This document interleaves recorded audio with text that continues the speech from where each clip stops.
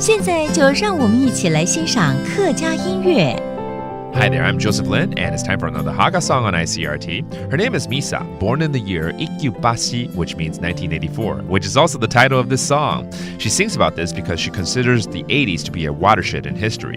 The decade didn't have the depth of the 70s, nor the freedom or creativity of the 90s. So let's listen to what challenges they faced right here on this song.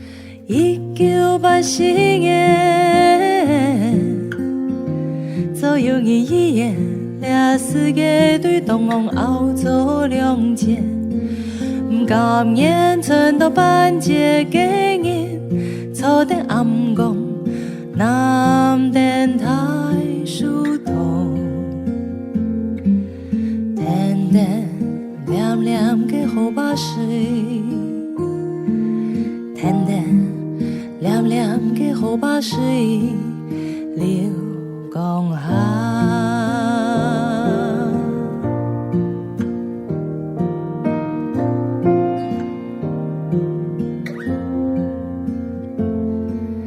1984年1月嘅早晨，老倆洶湧啦，三輩攀那過來啲先講，記得出廳腳踏嘅天內，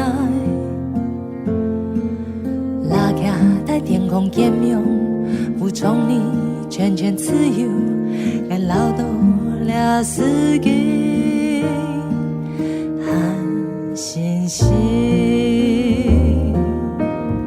这首歌叫1984 1984，也就是 Misa 出生的年份哦。因为80年代是一个分水岭，而对 Misa 来讲哦，她觉得活在这个年代的人不像70年代的人有那么有深度、有草根性，也不像90年代的人有双翅膀自由创作。而 Misa 呢，用自己出生的年份1984 1984来命名这首歌哦，来描述哦，即使在不同世代出生的人哦，也可以自己找到一條心靈河流，然後活出自我。來，我們來繼續聽這首1984。1984年愛做特別，但係唔曉講比嘅Were you also born in 1984? Then maybe you can relate to this song, Ikyubasi Ijobasi by Misa. Well, thank you again for listening to another Hakka song on ICRT. I'm Joseph Lin, and we will see you next time. 客家风情由客家委员会监制。 We Love Hakka has been brought to you by the Hakka Affairs Council.